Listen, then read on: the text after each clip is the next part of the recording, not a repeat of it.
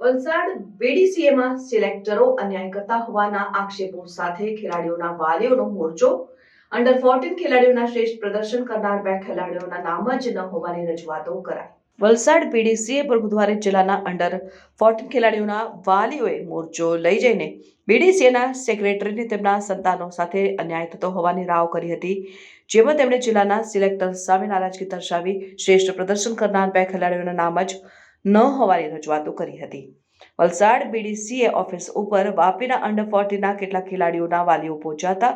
હાલ Gujarat cricket association દ્વારા 30 ખેલાડીઓના નામ જાહેર કર્યા છે, જેમાં વલસાડ જિલ્લાના 2 સારા દેખાવ કરનારા ખેલાડીઓના નામ યાદીમાં આવ્યા ન હતા, જેમનો સારો દેખાવ ઓનલાઈન પ્લેટફોર્મ પર જ હાજર છે અને તેમને ચોખ્ખી રીતે અન્યાય થયો હોવાની ફરિયાદ હતી અને રજૂઆત કરવા આવેલા વિપુલભાઈએ જણાવ્યું કે મારો પુત્ર સિલેક્ટ થયો નથી, જેની પ્રોસિજર શું છે તેની જાણકારી મેળવવા આવ્યા છે અને જેની યોગ્ય રીતે જાણ અમે આગળ કાર્યવાહી કરીશું.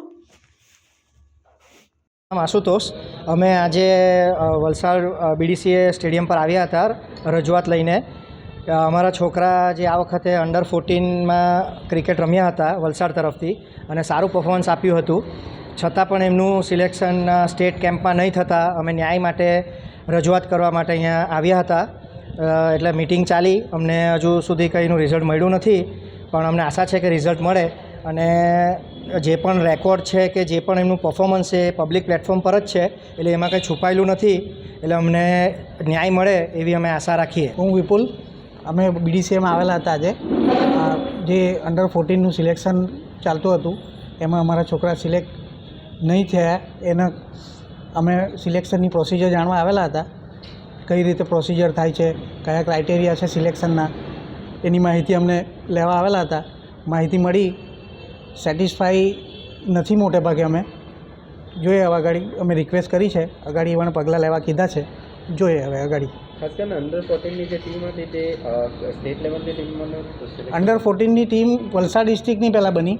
અમને જવાબ એવો મળ્યો કે એક બહારથી આવે છે કમિટી મેમ્બર, એ સિલેક્ટ કરે છે અમુક પ્લેયર અને એના બેઝ પર ગુજરાત લેવલની ટીમ સિલેક્ટ થાય છે અને એના ક્રાઇટેરિયા પ્રમાણે એવણે આગળ વધાર્યું છે. એવણનું કહેવાનું એવું છે કે અમારો એમાં બહુ મોટો રોલ નથી. શું માંગ છે? માંગ કંઈ નહીં, સિલેક્શન પ્રોસિજર અમને પ્રોપરલી સમજાવી દે તો અમે આગળ કેવી રીતે મહેનત કરવી એ અમને ખબર પડે. ખાસ કરીને છોકરાઓનું પરફોર્મન્સ કઈ રીતનું હતું અને શું કહે છે? છોકરાઓ જોવા જાય તો વિકેટમાં બી સૌથી આગળ હતા અમારો એક છોકરો, અને બેટિંગમાં જે ઇમ્પોર્ટન્ટ મેચ હતી તેમાં બી પરફોર્મન્સ અમારા છોકરાનું સારું જ હતું અને પેપર પર બી સારું જ હતું. કોઈ કારણોસર નથી સિલેક્ટ થયા, એની અમે વાત આગળ મૂકી છે. નહીં, ભૂલમાં એવું છે કે આ અત્યારે ગુજરાત ક્રિકેટ એસોસિએશને 30 નામની લિસ્ટ જાહેર કર્યું. એ તે 30માં અંડર 14ની વાત કરીએ આપણે.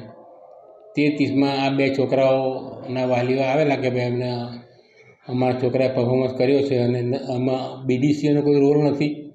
જે બી થયું છે તે જીસીએ લેવલે સિલેક્શન કમિટીએ કર્યું છે, એટલે એમને જે કંઈ બી થોડું મનદુખ થયું હોય તો હું તપાસ કરીને ઉપર રજૂઆત કરા અને એમને ચોક્કસ ન્યાય મળે એવો કે પ્રયત્ન કરીને. બીજું આમાં બીડીસીએનો કોઈ રોલ વધારે છે નહીં. અમારા સિલેક્ટરને બી તપાસ કરે કે એણે શું આર્ગ્યુમેન્ટ કર્યા ને તે પ્રમાણે અમે આઈ વિલ ડુ ધ નીડફુલ. આ છોકરાઓનું પરફોર્મન્સ કેવું હતું? એ લોકો એમ કે મારે એ બી મારે જોવું પડતું કે વિકેટ આવેલી 5 વિકેટ આવેલી એમ કીધી એણે એક મેચમાં, અને મારે એક્ઝેક્ટલી મને ખ્યાલ નથી. એક મેચનું બોલ્યા એટલે કે 5 વિકેટ આવેલી એમ, એટલે મારે આખું જોવું પડશે કે કેટલું બધી મેચમાં કેટલા રન ને કેટલું છે તે. એ અમારો એ બીડીસીએ એ સિલેક્ટર જ જોવાનું હોય. બીજા વલસાડના બીજા સિલેક્ટરો છે તે લોકો બી જોઈએ વલસાડ ડિસ્ટ્રિક્ટની ટીમ માટે. આમાં જીસીએની ટીમમાં અમારે વલસાડનો અમારો ઇન્ડિવિજ્યુઅલ કંઈ રોલ હોતો નથી એમ. તે છતાં આપણે પ્રયત્ન કરશું. વલસાડનો છોકરો રહી જતો હોય તો પ્રયત્ન કરવો બી જોઈએ આપણે એમ.